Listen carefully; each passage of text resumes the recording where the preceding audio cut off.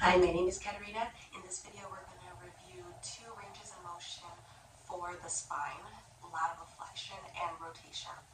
There's a lot of focus on flexion and extension for spinal mobility, which is great, but sometimes rotation and lateral flexion get missed or avoided, especially when people have injuries to the spine, such as disc herniations, where twisting motions are what cause the injury.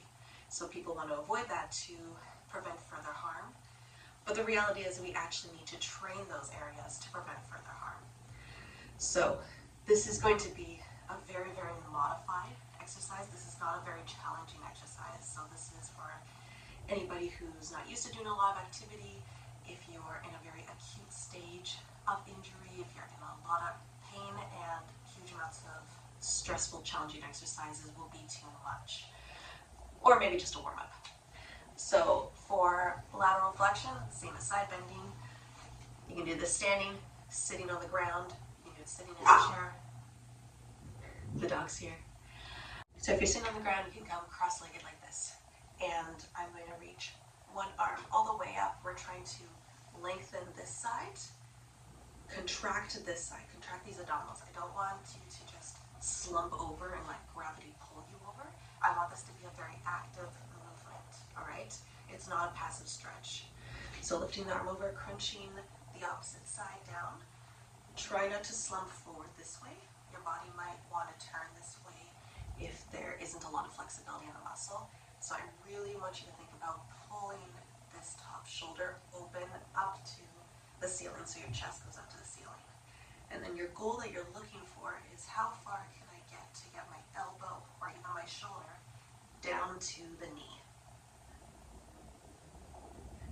And back up again, and then rotate, switch to the other side. So crunching the opposite side, I'm crunching my left side.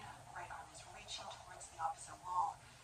Chest is opening up to the ceiling, and I'm like, can I get my shoulder, can I get my arm down to my leg?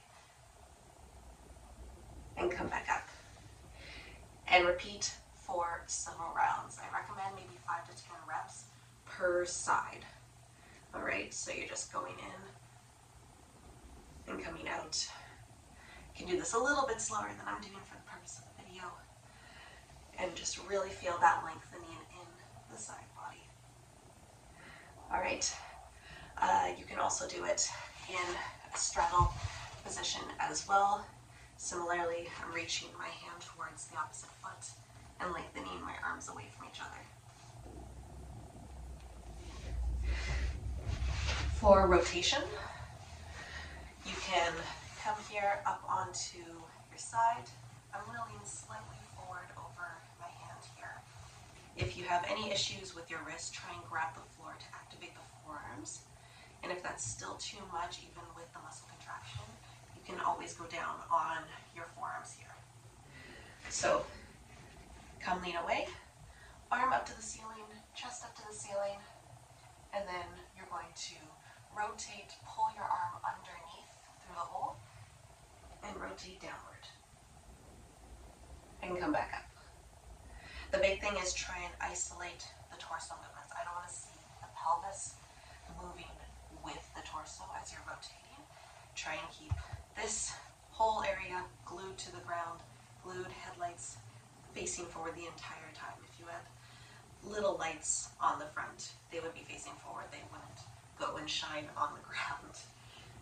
So lifting up, rotate, pull, contracting the side that's closest to the ground. Pull your chest to face the ground. And back up. Pulling it down.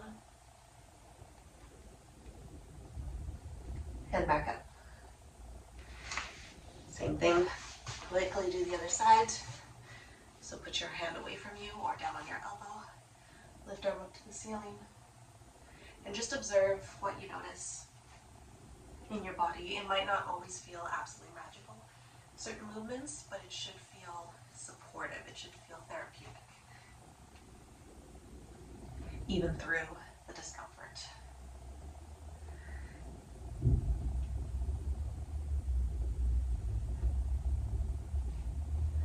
And that's it.